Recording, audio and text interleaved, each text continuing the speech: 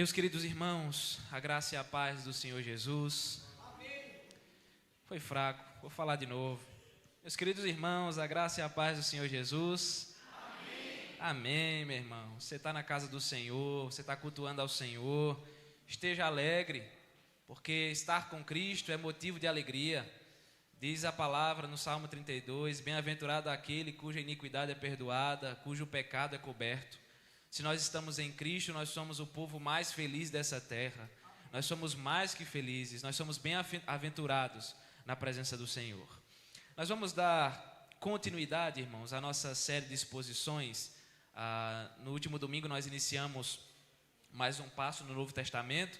Iniciamos uma exposição na carta de Judas, foi a primeira pregação. E hoje nós vamos continuar com a exposição de Malaquias, seguindo aquela sequência, do Antigo e do Novo Testamento. Vamos ver se a gente chega até o final do ano aí com Malaquias e com Judas, tá bom? Então, abra sua Bíblia, por favor, no livro do profeta Malaquias.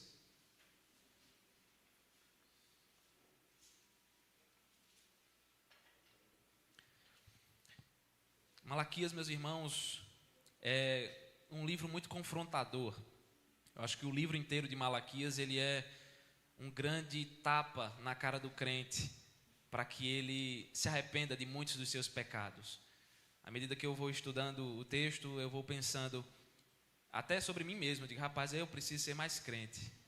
Eu preciso ser mais parecido com Jesus. Então, receba no seu coração as exortações da palavra de Deus.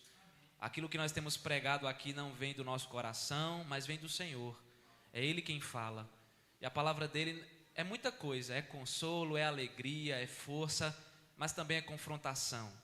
Nós precisamos ser confrontados porque o nosso coração é enganoso e constantemente ele tenta produzir coisas que tentam tomar o lugar de Deus.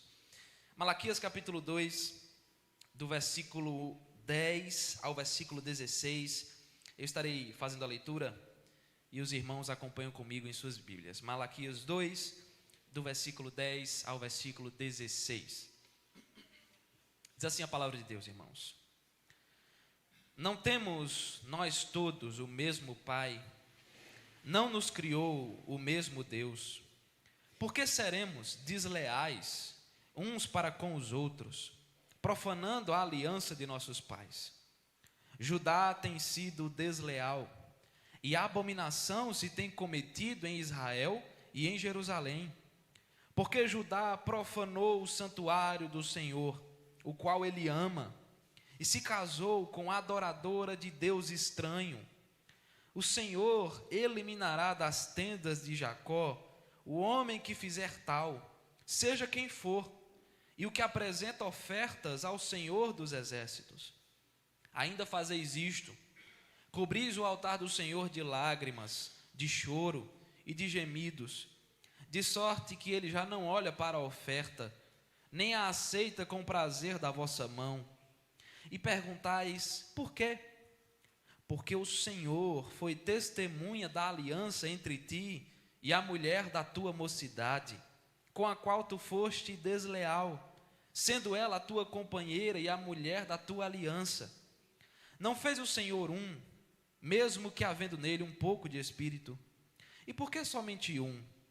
Ele buscava a descendência que prometera. Portanto, cuidai de vós mesmos, e ninguém seja infiel para com a mulher da sua mocidade.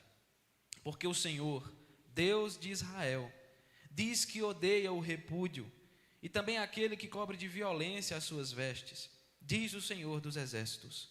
Portanto, cuidai de vós mesmos, e não sejais infiéis. Nós vivemos em uma época em que a palavra fidelidade, ela parece ter perdido o seu sentido original. Se nós pensarmos, por exemplo, naquilo que a cultura tem produzido, nas músicas, nos filmes e até mesmo nas conversas cotidianas, as conversas do dia a dia, é possível perceber que o tema da traição e da infidelidade conjugal, por exemplo, se tornou algo banalizado, se tornou algo romantizado. As pessoas falam sobre infidelidade como se fosse algo normal. parece que está na moda ser infiel. Parece que está na moda você não ser confiável. Parece que se tornou um hábito das pessoas não poderem receber confiança de outras pessoas, seja dentro de um casamento ou fora dele.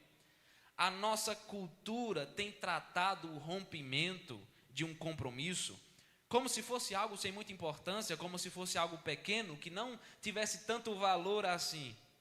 Mas apesar disso, meus irmãos, essa mesma sociedade que fala de infidelidade, de traição, com tanta normalidade, essa mesma sociedade, ela conhece o impacto devastador de uma quebra de confiança. De certa forma, as pessoas sabem o quanto que, por exemplo, um casamento sofre quando ele é afetado pela traição. O quanto que um casamento padece, chora e passa por duras tribulações quando existe uma perda de confiança. Mas é importante nós lembrarmos que quando uma pessoa chega a ser infiel com o seu cônjuge, primeiro, acima de tudo, ela foi infiel diante do Senhor. A falta de confiança não é somente de uma pessoa para com outra, mas é de uma pessoa diante de Deus. E é sobre isso, meus irmãos, que nos fala esse texto. O livro do profeta Malaquias, ele surge em um contexto em que o povo de Israel havia acabado de sair do cativeiro babilônico. Lembre-se que por causa do pecado, da idolatria, da falsidade, da infidelidade, o povo foi subjugado pelo Império Babilônico. O povo sofreu um juízo da parte de Deus, onde o Senhor levanta Nabucodonosor, na figura da Babilônia, para levar cativo o povo de Israel. E eles passam 70 anos escravizados na Babilônia. E é interessante ressaltar que um dos motivos que levaram Israel ao cativeiro foi a prática de casamentos mistos, ou seja, a união matrimonial entre israelitas e mulheres pagãs, entre descendentes de Abraão e mulheres idólatras que pertenciam a um outro povo. Só que parece que mesmo após 70 anos de cativeiro, mesmo após o castigo duro que Deus mandou, o povo aparentemente não aprendeu a lição.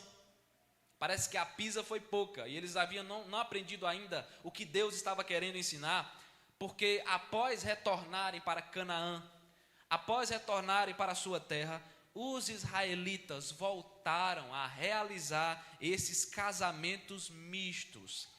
E isso prejudicava absurdamente o culto e a vida deles para com Deus. Porque essas mulheres idólatras, elas começavam a trazer para o meio do povo, para o meio de Israel, práticas pagãs, práticas idólatras, práticas pecaminosas que eram contrárias à verdadeira adoração. Elas começavam a trazer para dentro do povo, para dentro do templo, práticas que eram contrárias à lei de Deus, aquilo que o Senhor havia estabelecido em sua palavra. E todo esse problema tinha um motivo bem claro: os israelitas estavam sendo infiéis diante do Senhor. Mesmo após 70 anos de escravidão, mesmo após 70 anos de sofrimento, eles ainda não haviam aprendido o que é ser fiel a Deus. E é sobre isso, meus irmãos, que nós iremos pensar nesse momento. A infidelidade diante do Senhor. A infidelidade diante do Senhor. Essa infidelidade, em primeiro lugar, ela apresenta um rompimento da aliança. Ela apresenta um rompimento da aliança, versículo de número 10, vá acompanhando comigo. O profeta Malaquias, ele inicia a sua advertência com duas perguntas. Ele diz: não temos nós todos o mesmo Pai? Primeira pergunta. Segunda, não nos criou o mesmo Deus? Com essas duas perguntas, Malaquias está se referindo a si mesmo e a todo o povo de Israel. Em outras palavras, ele está dizendo o seguinte: nós somos filhos, todos nós, somos filhos de um mesmo Pai. Nós fomos criados pelo mesmo Deus, todos nós feitos à sua imagem e semelhança. Nós todos fomos escolhidos para fazermos parte de um povo que pertence exclusivamente a esse Deus. O Senhor é o nosso Pai celestial, o Senhor é o nosso soberano Criador, o autor da nossa vida, autor da vida física e da vida espiritual. É diante dessa premissa que Malaquias faz o seguinte questionamento, na sequência do versículo 10. Ele diz: por que seremos desleais uns para com os outros, profanando a aliança dos nossos pais? Mas o que é que isso significa? A fala de Malaquias, ela se refere a um contexto de infidelidade conjugal, porque os casamentos no meio de Israel estavam se desfazendo, estavam acabando, e as famílias estavam sendo destruídas.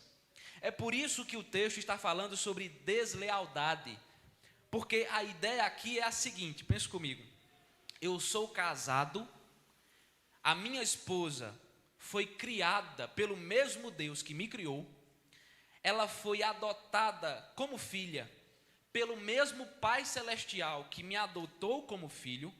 Sendo assim, por que é que eu seria desleal para com ela? Sendo assim, se Deus nos criou, se Deus nos adotou, por que que eu faria mal ao meu casamento, se nós dois, eu e ela, fazemos parte não somente de uma família sanguínea, mas nós fazemos parte da mesma família da fé? Essa é a pergunta que Malaquias está fazendo ao povo. Se um israelita fosse desleal ao seu cônjuge, ele estava profanando a aliança de seus pais, como afirma o final do versículo 10. E esse termo que aparece no texto, aliança dos nossos pais, é uma referência à aliança que foi feita com os patriarcas de Israel, Abraão, Isaque e Jacó. No passado, o Senhor havia feito um pacto com Abraão, prometendo que a sua descendência seria um povo de propriedade exclusiva de Deus. Um povo extremamente numeroso, muito mais do que as estrelas do céu e do que a areia do mar. Um povo separado para pertencer a Deus de maneira especial. Só que nos termos dessa aliança, nos termos do contrato, digamos assim, era exigido de Israel a sua obediência. Era exigido de Israel a sua fidelidade. Os israelitas deveriam ser obedientes a Deus. Eles não somente deviam se apegar à promessa: olha, a nossa descendência será numerosa, Deus vai nos proteger, Deus vai nos abençoar. Não, Deus olha para eles e diz: vocês precisam consagrar integralmente as suas vidas a mim. Eles deveriam ser obedientes, eles deveriam ser compromissados, eles deveriam ser fiéis a Deus. E um dos princípios que Israel deveria observar dentro dessa aliança era o fato de que eles não deveriam jamais se misturar com outros povos. Ou seja, um israelita não tinha permissão, e não era permissão de Moisés, de Arão, não tinha permissão de Deus para se casar com uma mulher que pertencia a outra nação. Ele não tinha permissão para ter filhos com uma mulher que vinha de outros povos. O casamento só era permitido com pessoas que pertencessem ao povo de Israel. Os descendentes de Abraão jamais deveriam se misturar com outros povos. Esse era então um dos grandes problemas que estavam ocorrendo nesse tempo, porque os israelitas, eles estavam abandonando suas esposas. Eles eram casados e eles estavam abandonando as suas esposas, abandonando suas famílias para se casar com mulheres estrangeiras. Eles abandonavam, eles repudiavam e procuravam uma mulher de outro povo, de outra nação, para se casar com ela. Dessa forma, nós podemos dizer que 2 pecados estavam sendo cometidos aqui. Primeiro, os israelitas estavam cometendo o pecado porque eles estavam procurando qualquer motivo para se separar de suas esposas. Qualquer motivo que dava na telha: eita, quero mais não, vai embora, não quero mais você. E mais para frente nós vamos ver que isso era e é abominável diante do Senhor. Esse era o primeiro pecado, se separando por qualquer motivo. Além disso, quando se separavam, eles procuravam se casar outra vez. Só que eles erravam 2 vezes, porque além de se separar sem motivo, eles se casavam outra vez, só que com mulheres estrangeiras. Esse era então o segundo pecado. Com essas 2 atitudes pecaminosas, o fato de se separarem por qualquer motivo e o fato de se casarem com pessoas estrangeiras, por causa dessas 2 atitudes, os israelitas estavam profanando a aliança que eles tinham com Deus. Eles estavam cuspindo, essa é a ideia de profanar aqui. Eles estavam cuspindo na santidade do pacto que o Senhor havia feito com Abraão muitos e muitos anos atrás. Quando os israelitas eles eram infiéis uns para com os outros, quando eles eram infiéis dentro dos seus casamentos, acima de tudo, eles estavam sendo infiéis para com Deus. Israel estava desrespeitando, profanando, desonrando a aliança que o Senhor tinha com eles. Irmãos, olhando para nós, se nós somos o povo de Deus, se nós somos os filhos de Deus, adotados e remidos no sangue precioso de Cristo Jesus, se nós somos esse povo, o povo de propriedade exclusiva, o povo consagrado ao Senhor, o povo adotado mediante a fé, se assim nós somos, nós jamais devemos esquecer que o Senhor, Ele tem uma aliança conosco, assim como tinha uma aliança com Israel. Aliança essa que não está firmada nas nossas obras, mas que está firmada na maravilhosa graça de Deus. Nos termos desse santo pacto, o Senhor promete muitas coisas para conosco. Nesse pacto, o Senhor promete que vai nos proteger e nos consolar durante a nossa vida. Nesse pacto, o Senhor promete que vai nos fortalecer, que vai nos dar ânimo, que vai nos dar alegria, que vai nos dar esperança, que vai nos guiar durante a caminhada da vida. O Senhor, nessa aliança, promete estar conosco em todos os momentos, nos dias bons, nos dias maus, nos dias de alegria, nos dias de choro. O Senhor está conosco. Mas Deus, nesse pacto, também exige de nós obediência. Nós precisamos ser servos bons e fiéis diante do Senhor, fiéis a Ele, fiéis a quem Ele é, fiéis à sua santa palavra. Não há como nós amarmos a Deus e ao mesmo tempo amarmos esse mundo, porque aquele que quer ser amigo do mundo torna-se inimigo de Deus. Não há como, meus irmãos, nós termos um pacto com Deus, uma aliança com Deus, e ao mesmo tempo vivermos uma vida afundada na lama da iniquidade. A aliança que nós temos com Deus foi estabelecida não em qualquer coisa, não em qualquer pessoa, mas essa aliança foi estabelecida no precioso sangue de Cristo Jesus. O sangue que nos purifica e nos torna mais alvos do que a neve, o sangue que paga o preço pelos nossos pecados, o sangue que nos liberta do império das trevas. A aliança é firmada nesse precioso sangue, e por isso, meus irmãos, nós como povo de Deus, como igreja, como filhos do Senhor, precisamos viver uma vida de compromisso e lealdade àquele que é o autor e consumador da nossa fé. A infidelidade diante do Senhor. Nós acabamos de ver que essa infidelidade, ela apresenta um rompimento da aliança. Ela apresenta um rompimento da aliança. Mas, em segundo lugar, meus irmãos, a infidelidade diante do Senhor, ela contraria, ou melhor, esse é o último ponto. A infidelidade diante do Senhor, ela transforma o culto em algo reprovável. A infidelidade diante do Senhor, ela transforma o culto em algo reprovável. Versículos 11 a 13, vá acompanhando comigo.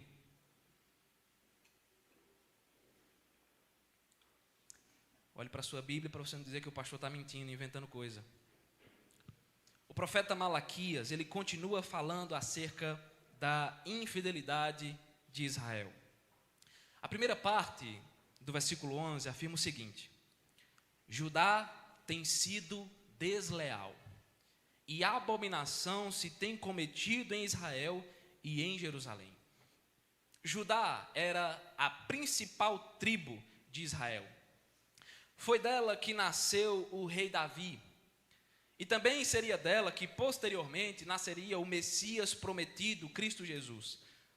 Só que essa mesma tribo, tão especial, tão privilegiada, que quando houve a divisão dos dois reinos de Israel, ela permaneceu fiel à linhagem de Davi. Essa tribo tão especial, ela estava sendo desleal.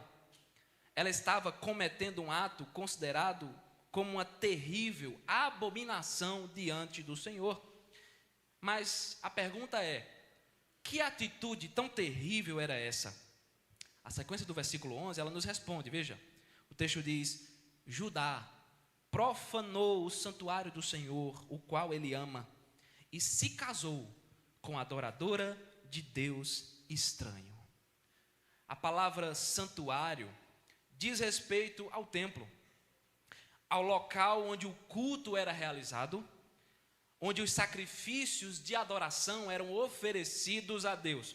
Ou seja, o povo estava profanando, maculando, desonrando o local de culto a Deus, que deveria ser um lugar de santidade, que deveria ser um lugar de reverência diante do Senhor.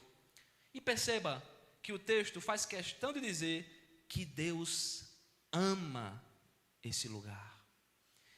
Malaquias está dizendo: vocês estão profanando o lugar de adoração que Deus ama. O Senhor, ele tem um zelo gigantesco pelo seu culto. Eu não sei se você sabe disso.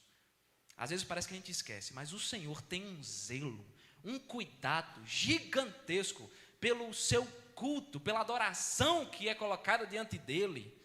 Deus não brinca com o culto que é oferecido a ele.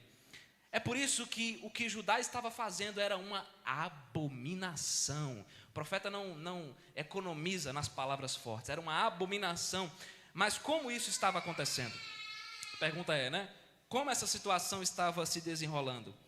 O final do versículo 11, se você observar, diz que o povo estava profanando o santuário ao se casar com uma adoradora de Deus estranho. Isso nos remete ao problema conjugal do qual estamos falando desde o início. Os homens estavam abandonando as suas esposas por qualquer motivo e estavam se casando com mulheres estrangeiras. Não esqueça dessa premissa, ela que vai guiar o texto todinho. E perceba que aqui fica claro que o problema não estava na etnia. O problema não estava na nacionalidade das mulheres.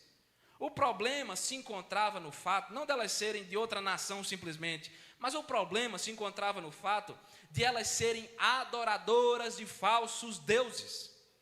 Lembre-se, por exemplo, que Ruth, tem um livro sobre ela na Bíblia.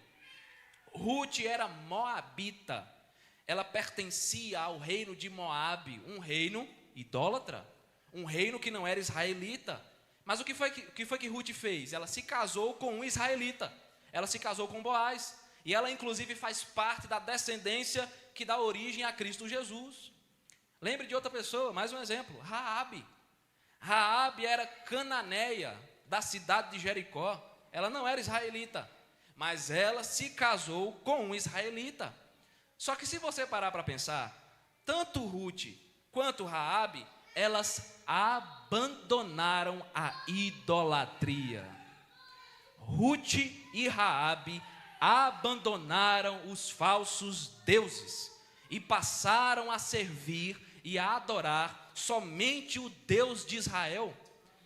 Uma das falas mais famosas que aparece em toda a Bíblia é quando Ruth olha para Noemi e diz: o teu povo será o meu povo e o teu Deus será o meu Deus. E esse era o problema. Porque, veja, não era questão da etnia, da nacionalidade. O problema era porque os israelitas estavam se casando com mulheres idólatras, mulheres ímpias, mulheres descrentes. No texto hebraico, o texto original aqui de Malaquias, a expressão que surge aqui é literalmente não só adoradora de Deus estranho, mas a ideia, sabe qual é a ideia que está aqui? Filha de Deus estranho. Veja que coisa. Os filhos de Deus, Israel, estavam se unindo às filhas idólatras de deuses estranhos. É a mesma coisa de dizer que um filho de Deus está se unindo a um filho de Satanás. Porque na realidade esses deuses estranhos nem sequer existem. O Deus desse século é Satanás. Então é a mesma coisa de dizer um filho de Deus se casando com um filho do diabo. Esse casamento era uma ameaça à verdadeira fé. O santuário do Senhor estava sendo profanado porque os homens estavam levando as suas mulheres idólatras ao templo, mas lá dentro elas não adoravam o Deus de Israel. Lá dentro elas não se prostravam diante do Senhor, servindo, adorando, como fez Ruth, como fez Raabe. Não, dentro do templo, o coração delas permanecia apegado aos ídolos. Dentro do templo, no santuário do Senhor, o coração delas permanecia apegado aos falsos deuses. E assim, o nome de Deus era desonrado. O versículo 12 então nos informa que apesar de tudo isso, os israelitas ainda tinham a coragem de ir ao templo, levando ofertas para o Senhor. Só que essas ofertas não estavam adiantando de nada. Não estava adiantando de nada, porque o texto afirma que Deus estaria pesando a mão sobre a vida daqueles que estavam cometendo esses pecados. Deus estaria trazendo juízo, condenação, eliminando do meio do povo todos aqueles que estavam profanando o seu santuário. Não importava se era alguém que estava constantemente levando ofertas ao templo. Não importava se era um judeu praticante muito fiel da religião judaica. Não importava. Deus estaria pesando a mão. Deus estaria condenando. Deus estaria julgando. Porque essas ofertas não valiam de nada. Elas estavam sendo oferecidas com profanação. Elas estavam sendo entregues com deslealdade, com infidelidade, manchadas pela iniquidade. E Deus jamais receberia as ofertas desse povo.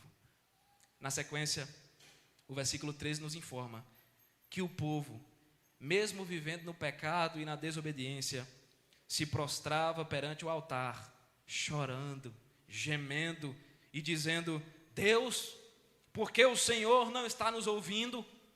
Por que o Senhor não responde às nossas orações? Por que o Senhor está virando as costas para nós?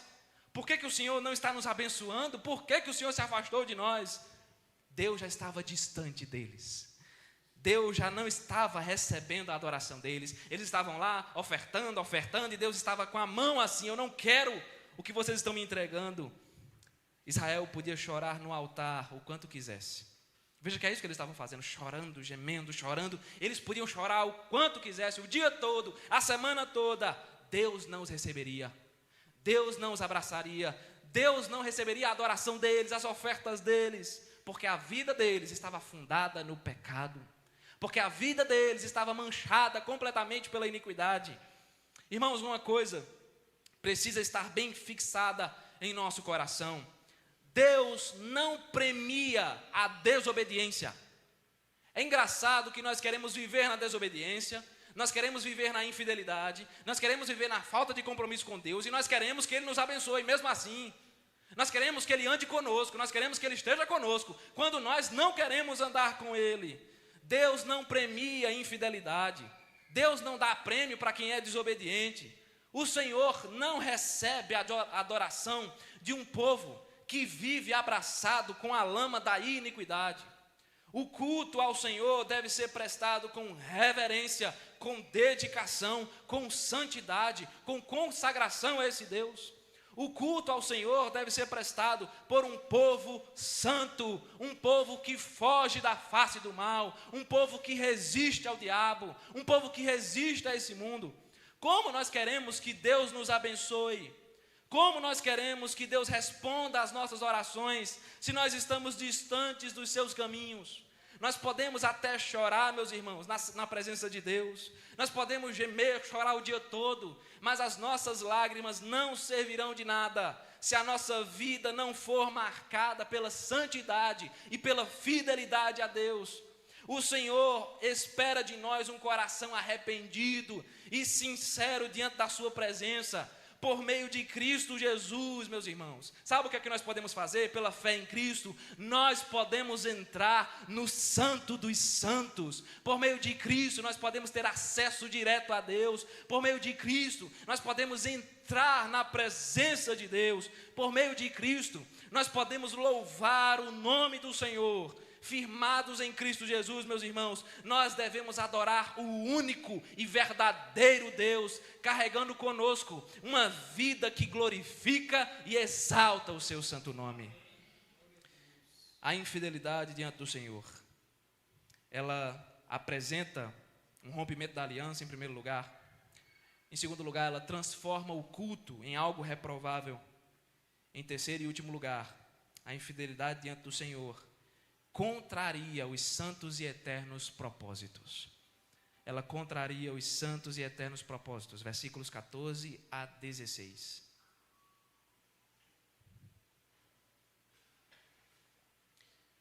Apesar desta severa advertência contra toda postura pecaminosa de Israel, o início do versículo de número 14 nos informa que o povo ainda tinha a coragem de perguntar, olhar para Deus e dizer, por quê? Eles olhavam para Deus e diziam, por que Deus? Por quê? A ideia aqui é que eles estão questionando tudo que o Senhor está afirmando acerca do casamento com mulheres estrangeiras. A ideia aqui é que eles estão questionando tudo que Deus está falando acerca do divórcio, acerca da quebra da aliança, acerca da infidelidade dos israelitas. Eles fazem esse questionamento como se nada de errado estivesse acontecendo. Sabe aquela criança que faz besteira e você vai questionar ela, ela finge que nada aconteceu? Não, mas eu fiz isso não. Não tem nada de errado. É assim que eles estão questionando a Deus. Por que, Deus? O que foi que a gente fez? O que foi que aconteceu? O que foi? Se fazendo doido, né? Desentendido. Eles estão questionando a Deus como se tudo estivesse caminhando na mais perfeita paz. Está tudo certo, Deus. Por que tudo isso? Por que toda essa exortação? Está tudo certo. A sequência do texto, então, nos mostra a resposta para essa pergunta cínica levantada pelos israelitas. É como se Deus estivesse dizendo o seguinte, sabe por que eu estou repreendendo vocês de maneira tão severa? Versículo 14, olha para o texto. Porque o Senhor foi testemunha da aliança entre ti e a mulher da tua mocidade, com a qual tu foste desleal, sendo ela a tua companheira e a mulher da tua aliança. Os casamentos de hoje em dia, sempre necessitam, né, de testemunhas para assinarem os papéis junto dos noivos e junto daquele que está celebrando aquela união matrimonial. Mas, desde que mundo é mundo, a maior testemunha de um casamento sempre foi Deus. Deus foi o primeiro a celebrar um casamento com Adão e Eva. Só tinha eles três ali. Deus foi o celebrante daquela união. Desde que mundo é mundo, a maior testemunha de uma união matrimonial sempre foi o Senhor. Deus havia sido testemunha do casamento que os israelitas estavam rompendo e destruindo. O casamento, meus irmãos, ele não é uma invenção social. O casamento, ele não é uma brincadeira para gerar recreação entre as pessoas. Uma hora eu caso, outra hora eu não caso. Uma hora eu caso. Não é para gerar divertimento. O casamento é uma criação do próprio Deus. Deus criou o casamento antes do pecado entrar no mundo. O casamento já estava estabelecido. Quando um homem e uma mulher se casam, eles estão firmando um compromisso diante dos homens somente? Não, diante dos homens e, acima de tudo, diante de Deus, prometendo cuidar um do outro, sendo fiéis um ao outro, na saúde e na doença, na prosperidade e na adversidade, até que a morte os separe. Eles estão realizando uma aliança que está sendo testemunhada pelo próprio Deus Criador. O casal precisa honrar essa aliança. O casal precisa zelar por ela, cuidar dela com todo o compromisso. Dessa forma, quando um israelita abandonava sua mulher para se casar com uma mulher pagã, ele estava profanando a aliança que foi feita diante de Deus e diante dos homens. É por isso que Deus está dizendo: eu estou repreendendo vocês, porque vocês estão rompendo uma aliança preciosa da qual eu fui testemunha. Vocês estão abandonando suas esposas, com as quais vocês deveriam passar a vida toda. Mas o texto continua, versículo 15. O versículo 15, ele é um pouco difícil de entender por causa do modo como foi traduzido aqui. Mas deixa eu facilitar, entregar um negócio mastigado para você, né? Basicamente, o texto está dizendo que Deus criou o homem e criou a mulher, e fez deles um só. Isso é uma referência ao momento em que o Senhor declarou que o homem deixará pai e mãe e se unirá à sua mulher, tornando-se os dois uma só carne. Deus formou o homem e a mulher com o propósito de que eles se tornassem uma só carne. E por que eles se tornam uma só carne? Porque era propósito de Deus, segundo o que o texto está dizendo aqui.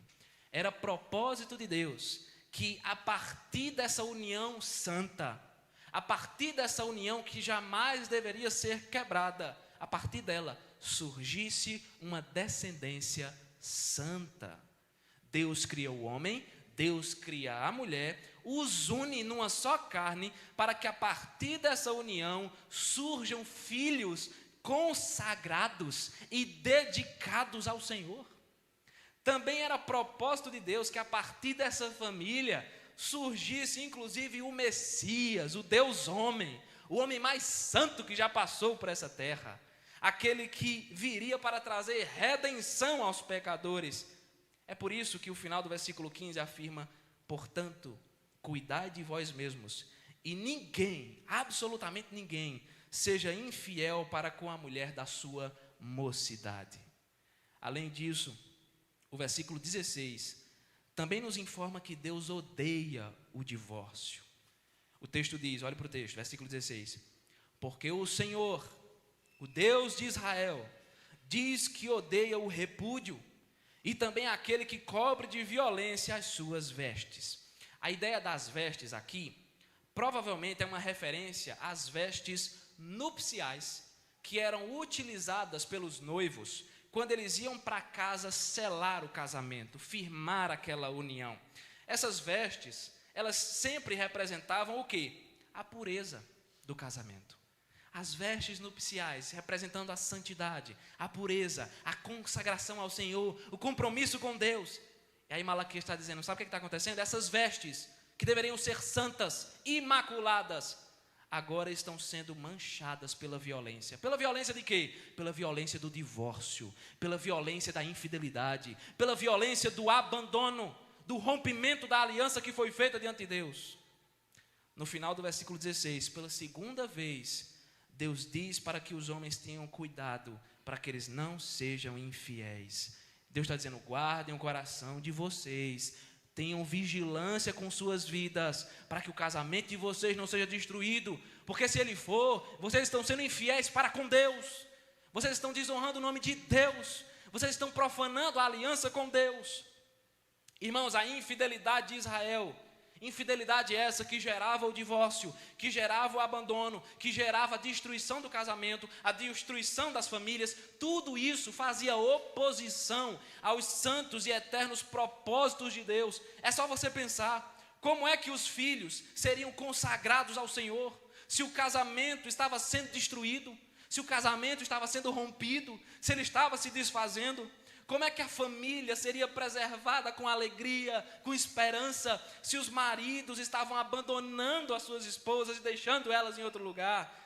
Meus irmãos, a nossa infidelidade diante do Senhor, ela gera atitudes, posturas que contrariam os santos e eternos propósitos de Deus para a nossa vida. Deus tem uma vontade, Deus tem um propósito para nós, só que muitas vezes nós temos atitudes que são contrárias a isso. É como se nós virássemos as costas para Deus, dizendo: Deus, eu não quero isso para a minha vida, eu quero fugir da tua palavra, eu quero fugir da tua presença. Como é que nós vamos experimentar corretamente a vontade do Senhor para nós, se nós somos servos infiéis? Como é que nós vamos vivenciar essa vontade que é boa, perfeita e agradável, se nós somos desobedientes? Como é que nós vamos andar em conformidade com os caminhos de Deus, se a nossa vida está sendo guiada pelo pecado e pelos desejos do nosso coração? Se nós queremos, meus irmãos, experimentar o melhor de Deus, nós precisamos viver uma vida que é não metade, não 80%, mas integralmente, completamente consagrada a esse Deus. Cada centímetro, cada detalhe da nossa existência deve fazer, sabe o quê? Deve render toda a honra, toda a glória e toda a exaltação ao nome do Senhor. Mas então, o que é que nós aprendemos com esse texto? O que nós podemos trazer para o nosso coração? Nós não podemos fugir, irmãos, da palavra de Deus. Eu não sei vocês, mas por muitas vezes na minha vida, eu via pessoas, desde muito jovem, desde que eu me entendo por gente, eu via pessoas fugindo da palavra de Deus. Quando elas ouviam uma pregação que confrontava, uma pregação que feria, e elas corriam e elas tentavam se esconder de Deus da mesma forma que Adão e Eva fizeram no Éden. Só que não é assim que nós devemos agir, irmãos. Quando Deus nos confronta, quando Deus fala conosco, nós devemos nos submeter a Ele. É por isso que ao final de toda a pregação, eu digo: o que é que nós aprendemos com isso para nós? Eu queria dizer algumas coisas. Nós não podemos, meus irmãos, brincar de ser cristãos, porque de fato isso tem se tornado uma brincadeira hoje em dia, sabe? Se tornou uma recreação, se tornou algo da moda, digamos assim. É da moda ser crente, pelo menos dizer que você é. Ser crente não significa somente frequentar uma igreja, não significa somente estar dentro de um templo. Se você creu no nome de Jesus, se o evangelho transformou a sua vida, se de fato isso é verdade, isso significa dizer, meu querido irmão, que você é filho de Deus. Você é filho de Deus. Antes você era filho da ira, filho da desobediência, mas em Cristo Jesus você é filho de Deus. Se sua fé é verdadeira, tenha certeza disso, você é filho de Deus. Deus é o nosso eterno Pai Celestial, mas Ele também é o nosso Senhor. Nós somos filhos, muito amados, cuidados, protegidos. Você não tem ideia o quanto que o amor de Deus é grande para conosco. Nós somos filhos, mas nós também somos servos. E por isso, meus irmãos, a nossa vida deve ser completamente consagrada, dedicada, oferecida ao Senhor. Deus tem uma aliança conosco. A aliança de Deus não foi rompida e acabou com Israel. Deus tem uma aliança que no tempo de Israel era administrada de um jeito e hoje é administrada de outro jeito. Deus tem uma aliança conosco, uma aliança que foi firmada no sangue de Cristo Jesus. Quando Jesus está celebrando a ceia com seus discípulos, Ele pega o cálice e diz: este é o meu sangue, o sangue da nova aliança que foi derramado em favor de vós. Então, se você faz parte dessa aliança, meu irmão, se você creu em Jesus, se Jesus transformou sua vida, se você hoje é uma nova criatura, se você hoje pensa nas coisas do alto acima de tudo, se para você o reino de Deus é mais precioso do que qualquer coisa, você faz parte dessa aliança. E por causa disso, você precisa ser fiel a Deus. Deus é fiel, mas Ele não é fiel a nós, Ele é fiel a Ele mesmo, a sua palavra, a sua graça, a sua misericórdia. O que Ele promete, Ele cumpre. E nós precisamos ser fiéis a Ele também. Se você faz parte dessa aliança, que foi firmada no precioso sangue de Cristo. Lembre-se de uma coisa muito importante. Você não tem permissão para viver a sua vida do jeito que você quer. Eu e você, nós não temos. Não temos. Nós não podemos ter a ousadia de chegar diante de Deus e dizer: Senhor, eu prefiro viver minha vida desse jeito. É meio diferente do Evangelho, é meio diferente da palavra do Senhor, mas eu quero viver assim porque é mais confortável para mim. Se encaixa melhor com o que eu acho certo. Então, Senhor, eu sou teu servo, sou teu filho, gosto muito de Jesus, Jesus é um cara legal, mas eu vou viver minha vida do jeito que eu quero. Nós não temos permissão para isso. Não é assim que funciona, irmãos. A nossa vida precisa ser guiada não pelo que nós achamos correto, mas pelo que o Evangelho ensina. Ela precisa ser guiada, conduzida pelos princípios da palavra de Deus. Cada detalhe dela, tudo, absolutamente tudo. Se no domingo você está na igreja, mas durante a semana você parece que vive abraçado com os seus pecados. Se no domingo você até está aqui, todo domingo, toda semana, mas durante a semana, de segunda a sábado, você vive uma vida para você, para a satisfação dos seus desejos, para a diversão e que você deseja viver nessa vida, que você quer aproveitar a vida. Se você vive para você e não para Deus, você está quebrando a aliança que Deus tem com você. Deus não nos chama para vir à igreja no domingo e depois diz: ó, agora faz o que tu quiser. Feito o povo faz, né? Tem um carnaval, aí depois está todo mundo botando cinza na testa. Fez um bocado de besteira, mas agora estou perdoado. É assim que funciona com Deus? Deus diz: meu filho, faça o que você quiser, bagunce, peque, depois você volta e eu vou perdoar você. Não é assim que funciona, irmãos. A salvação é pela graça, ela não é pelas obras, ela não depende de nós, mas a demonstração dessa salvação é a santidade, é o compromisso. Quando nós somos infiéis, quando nós somos desobedientes e descompromissados, nós estamos olhando para a aliança que Deus tem conosco e estamos dizendo: ela não vale de nada. Nós estamos cuspindo nela. Nós estamos olhando para essa aliança do sangue de Jesus e estamos dizendo: isso aqui é mesmo que nada para mim, não tem importância, eu não estou afim. É uma vergonha quando as pessoas lá de fora, não aqui de dentro não, mas lá de fora, quando elas olham para nós e dizem: olha ali o crente, no domingo está na igreja, mas durante a semana vive fazendo tudo que não presta. São as pessoas que nos conhecem, nossos vizinhos, nossos colegas de trabalho, nossos familiares, nossos amigos, eles nos conhecem. São eles que dizem, eles podem não dizer na sua frente, mas eles dizem, vai dizer: olha ali o crente, ó, membro da igreja presbiteriana. Mas durante a semana, toda vez que tem uma oportunidade, está falando mal dos outros, fofocando, atacando os outros pelas costas, arrumando confusão por onde passa. Você já viu isso? Crente que arruma confusão por onde passa, ignorante, ruim, parece que nem convertido é, faz tudo que não presta, ninguém quer se aproximar dele porque ele é ruim, barraqueiro, vive arrumando briga dentro de casa, no trabalho. Aí o povo diz: ó, o crente ali é insuportável, ninguém suporta aquele crente, ele é chato, ninguém suporta conversar com ele.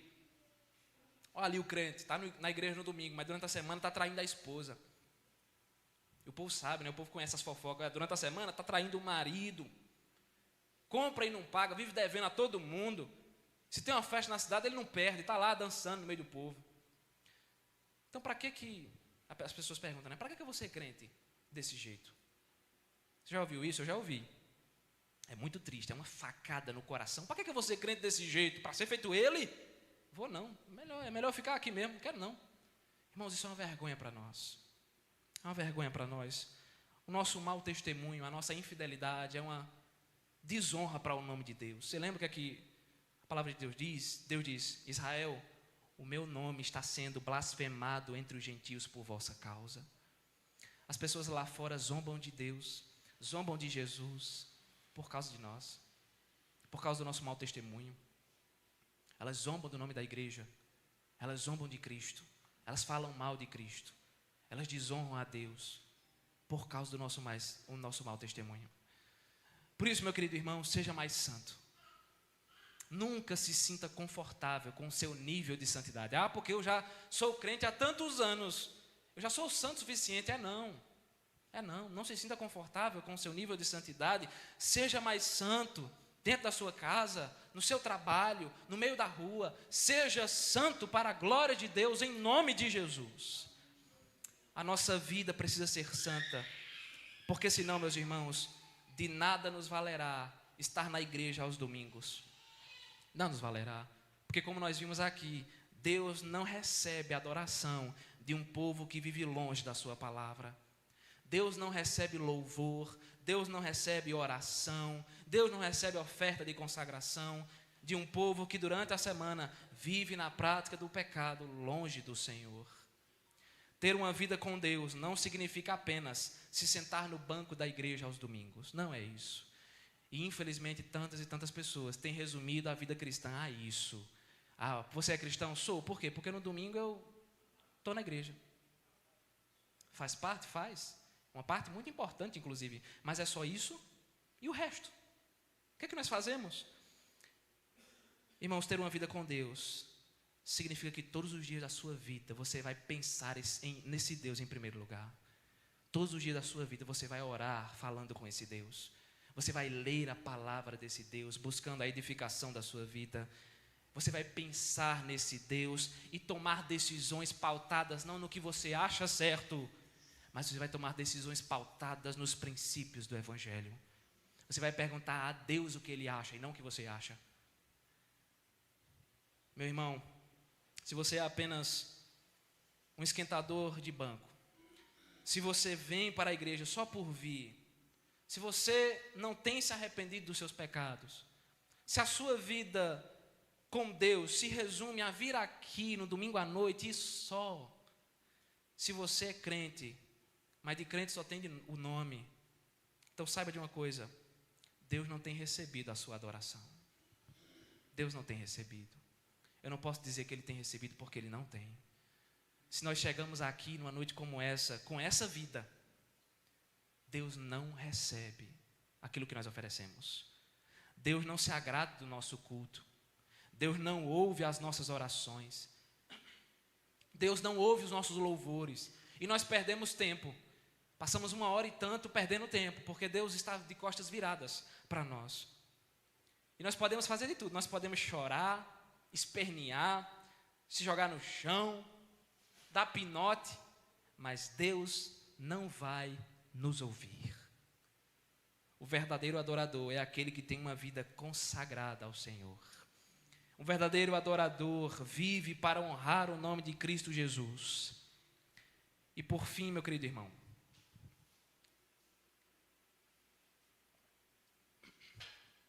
já que o texto falou bastante sobre casamento, eu não posso deixar de falar sobre ele, que querendo ou não o texto fala sobre casamento, tem toda a questão da infidelidade, mas o fio condutor é o casamento. Saiba de uma coisa, primeiro, Deus odeia o divórcio. Deus odeia o divórcio. O divórcio não foi instituído por Deus, foi regulamentado por Deus, apresentado como uma opção, mas não foi porque Deus instituiu ele. O divórcio foi instituído, ou melhor, foi regulamentado por causa da dureza do coração do homem. Biblicamente falando, um divórcio só é possível dentro de 2 situações. Se acontecer um adultério, se um cônjuge trair o outro, essa é a primeira opção, ou se acontecer um abandono, se um cônjuge abandonar o outro. Somente essas 2. Se um divórcio acontece sem ser por causa de adultério, sem ser por causa de abandono, o casal está pecando seriamente contra Deus.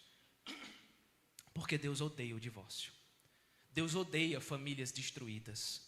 Deus odeia famílias quebradas. Famílias que se desfizeram como uma neblina, porque o casal não quis manter uma fidelidade diante do Senhor.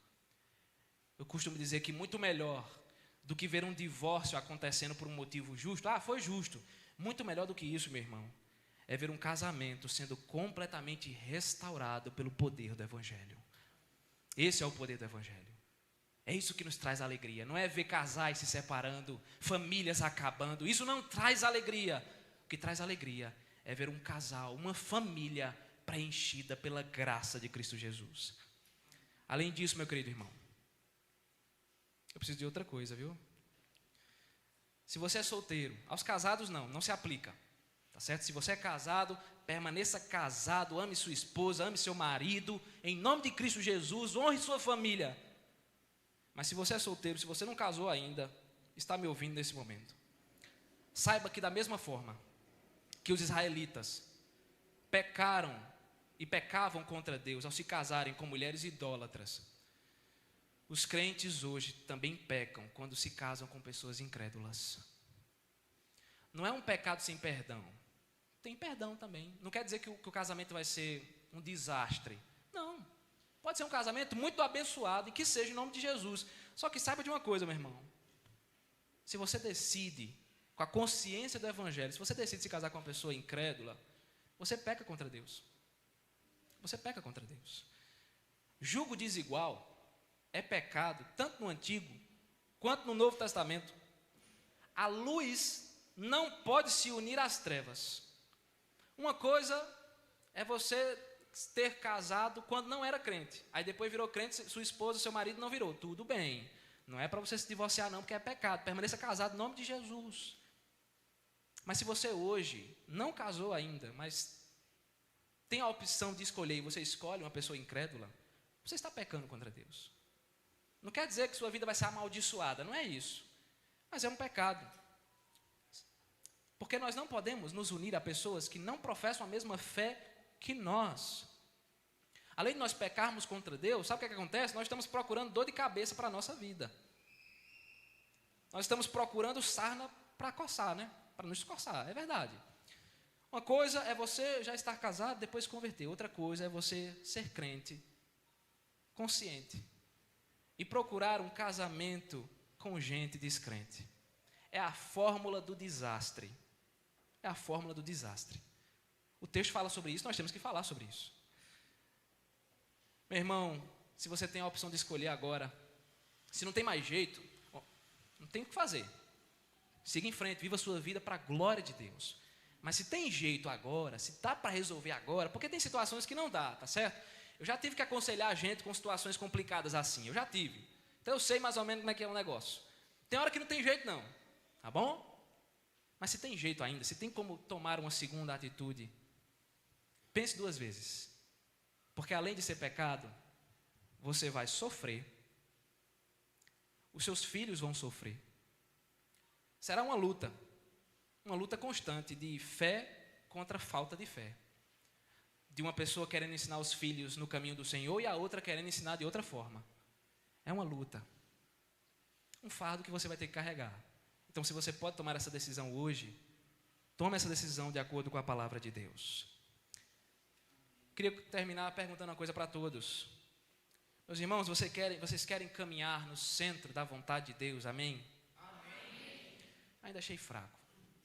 Vocês querem caminhar no centro da vontade de Deus, amém? Então, consagre sua vida ao Senhor. Seu trabalho, sua família, seu coração, tudo para a glória de Deus. Acima de tudo, meus irmãos, nós precisamos ser fiéis. Não aos homens simplesmente. Nós temos que ser fiéis a Deus.